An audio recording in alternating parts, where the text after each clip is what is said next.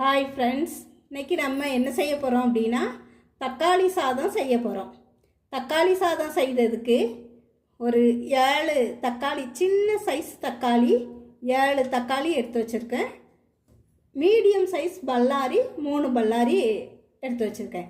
இதை நல்லா நம்ம பொடிசாக கட் பண்ணி வைக்கணும். தாளிதத்துக்கு தேவையான பிரிஞ்சி இலை, பட்டை, கிராம்பு, ஏலக்காய், 1 ஸ்பூன் இது சோம்பு எடுத்து வச்சுருக்கேன். ஏலக்காய் வந்து 2, கிராம்பு வந்து 4 எடுத்து வச்சுருக்கேன். 2 பட்டை, அடுத்தால 3 பல்லாரியையும் நல்லா சின்ன சைஸாக நீட்டை வாக்கில் பொடிசாக கட் பண்ணி வச்சுருக்கேன். தக்காளியை பொடிசாக அதே போல் கட் பண்ணி வச்சுருக்கேன். இந்த தக்காளியை இப்போ அரைச்சி வச்சுக்கிடணும். அடுத்தால நம்ம இதை தக்காளியை அரைச்சி வச்சுக்கிடணும். ஒரு சின்ன கிண்ணத்துக்கு 1 கிண்ணம் தேங்காய் வந்து எடுத்து வச்சுருக்கேன். 100 தேங்காய், புதினா ஒரு கைப்பிடி புதினா, ஒரு 10 பச்சை மிளகாய் கட் பண்ணி வச்சுருக்கேன். 2 ஸ்பூன் இஞ்சி பூண்டு விழுது எடுத்து வச்சுருக்கேன். இப்போ தக்காளியை அரைச்சி பேஸ்ட்டாக வச்சுருக்கேன். அடுத்து இந்த டம்ளருக்கு 2 டம்ளர் அரிசி எடுத்து நல்லா களைஞ்சிட்டு அடுத்தால ஊற வச்சுருக்கேன். அடுத்தால நம்ம தக்காளி சாதம் எப்படி செய்யணும் அப்படின்னு பார்க்கணும். அடுப்பை பற்ற வச்சு சட்டியை அடுப்பில் வச்சாச்சு.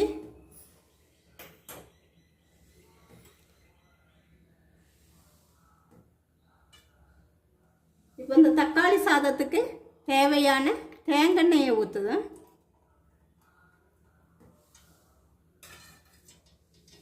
இப்போ எண்ணெய் நல்லா காயட்டும். 100 எண்ணெய் அளவு ஊற்றிருக்கேன். இப்போ தாளிதத்துக்கு தேவையான பட்டை, கிராம்பு, ஏலக்காய், பெருஞ்சீரகம் எல்லாத்தையும் போட்டாச்சு.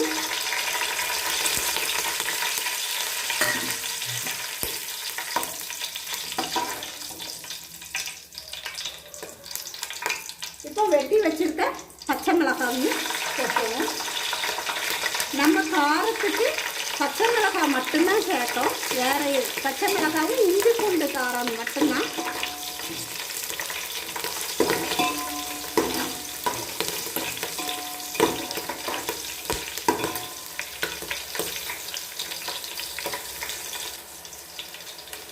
அடுத்து வெட்டி வச்சுருக்க இந்த பல்லாரியை 3 பல்லாரி வெட்டி வச்சுருக்கோம். இதையும் போட்டணும்.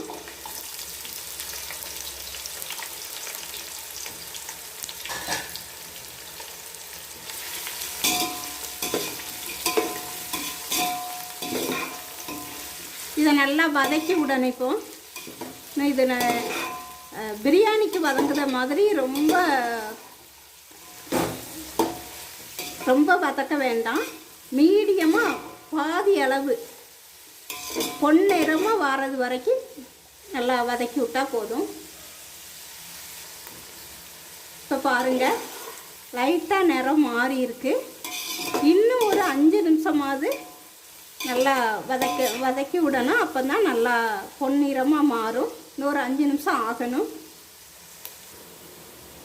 இப்போ பாருங்கள், லைட்டாக பொன்னிறமாக வந்துட்டு இப்போ நம்ம இதில் இஞ்சி பூண்டு பேஸ்ட்டு சேர்க்க போகிறோம்.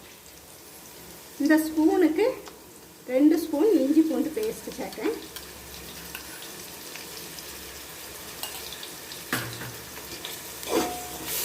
இது டக்குன்னு அடி பிடிக்காமல் நம்ம கிளறி விட்டுறணும்.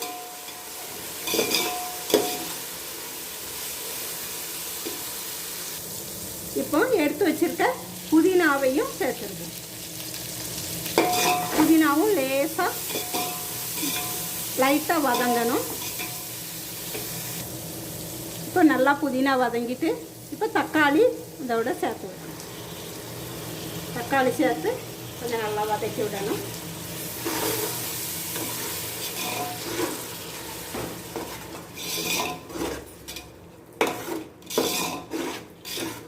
தக்காளியோட நிறம் வந்து கொஞ்சம் நல்லா லைட்டாக மாறணும்.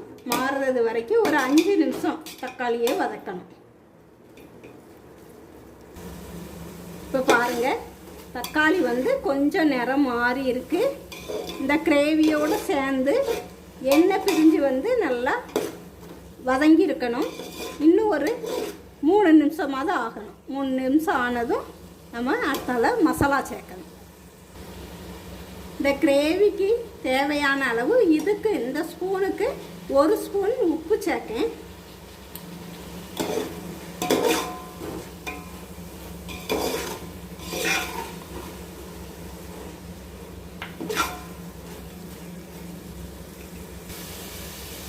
மசாலா வந்து வேறு எந்த மசாலாவும் நம்ம சேர்க்கலை.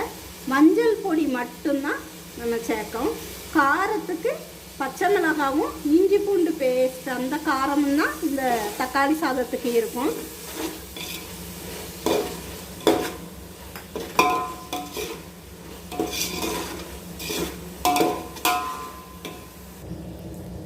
இப்போ பாருங்க, எண்ணெய் பிரிஞ்சு வந்துட்டு.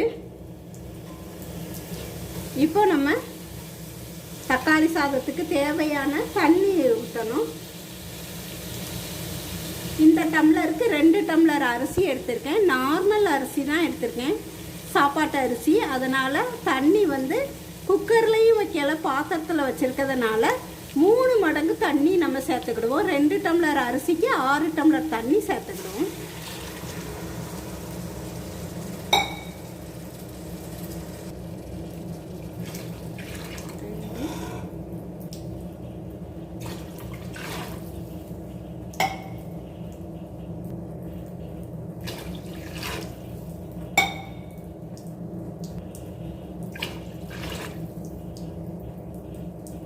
ஆறு டம்ளர் அரிசி சேர்த்துருக்கோம். இப்போ நல்லா தண்ணி கொதித்ததும் நம்ம அரிசியை இதில் சேர்த்துடணும். இப்போ இந்த தண்ணிக்கு தேவையான உப்பு போடணும்னா 2 டம்ளர் அரிசிக்கு இந்த ஸ்பூனுக்கு 2.5 ஸ்பூன் உப்பு போடுவேன். அப்புறம் கிரேவிக்கு 1 ஸ்பூன் உப்பு போட்டாச்சு. அதனால் இப்போ மீதி 1.5 ஸ்பூன் உப்பை இப்போ சேர்த்துடணும்.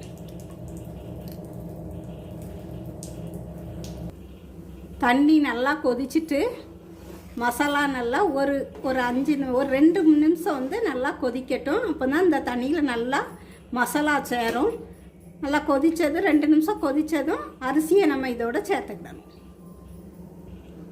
20லேருந்து 25 நிமிஷம் வரை அந்த அரிசியை, சாப்பாட்டு அரிசி தான் எடுத்துருந்தேன், இதை நல்லா ஊற வச்சுருந்தேன். இப்போ இதை இந்த மசாலா தண்ணியோடு சேர்த்துடணும்.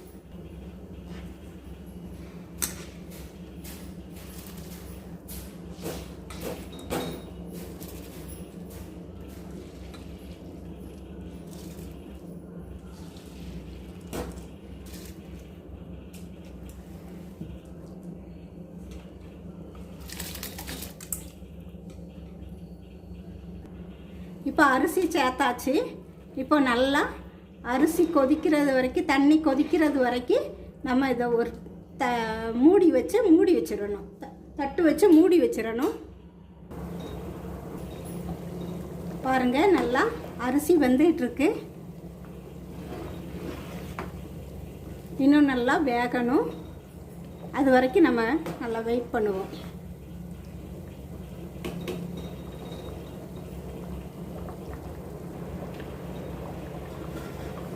இப்போ பாருங்கள், இப்போ அரிசி வந்து ஓரளவு வெந்திருக்கு. இப்படி கொஞ்சம் ஓரளவு வெந்து வரும்போது பாதி அளவு வெந்திருக்கு. இப்போ நம்ம ஸ்டவ்வை வந்து மீடியத்தில் வச்சுக்கிடணும். ஹை ஸ்பீடில் வச்சுருந்ததை மீடியத்தில் வச்சு மூடி வச்சிடணும். இப்போ நின்று நிதானமாக வேகட்டும் அப்படின்ட்டு. இந்த தண்ணியும் அப்போ தான் சரி வரும். இப்போ பாருங்கள், முக்கால்வாசி வெந்துட்டு. தக்காளி சாதம் வந்து நம்மளுக்கு நல்லா குலைவாக இருக்கணும், அப்போ தான் நல்லாயிருக்கும். அதனால் இன்னும் கொஞ்சம் நேரம் நல்லா வேகட்டும். நல்லா வெந்துட்டு இன்னும் நல்லா குலைவாக வந்தால் தான் தக்காளி சாதம் சாப்பிட நல்லாயிருக்கும். அதனால் இன்னும் ஒரு 10 நிமிஷம் ஆகட்டும். இப்போ இந்த அளவு இருக்கும்போது நம்ம உப்பு எல்லாம் சரியாக இருக்கா என்ன அப்படின்னு பார்த்துக்கிட்டு தேவைப்பட்டதுன்னா கொஞ்சம் உப்பு சேர்த்துக்கிடணும். 5 நிமிஷம் ஆயிட்டு இன்னும் ஒரு 5 நிமிஷம் ஆகணும். நம்ம உப்பு கொஞ்சம் தேவைன்னா கொஞ்சம் தேவை, அதனால் உப்பை கொஞ்சம் சேர்த்துக்கிடணும். உப்பு இவ்வளவு சேர்த்துக்கிடுவேன். சேர்த்து கொஞ்சம் நல்லா கிண்டி கொடுத்துடணும். கொடுத்துட்டு இன்னொரு 5 நிமிஷம் கழித்து நல்லா குழைவான தக்காளி சாதம் ரெடி ஆயிரும்.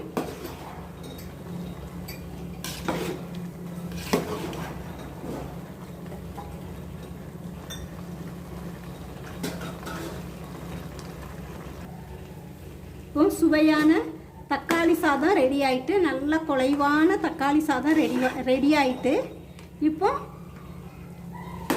இறக்கிறதுக்கு முந்தி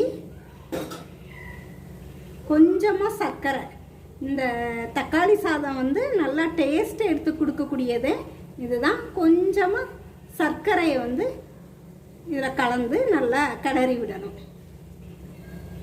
ஒரு 1/2 ஸ்பூன் சர்க்கரையை கலந்து கிளறி விட்டு அதனால இறக்கிடணும்.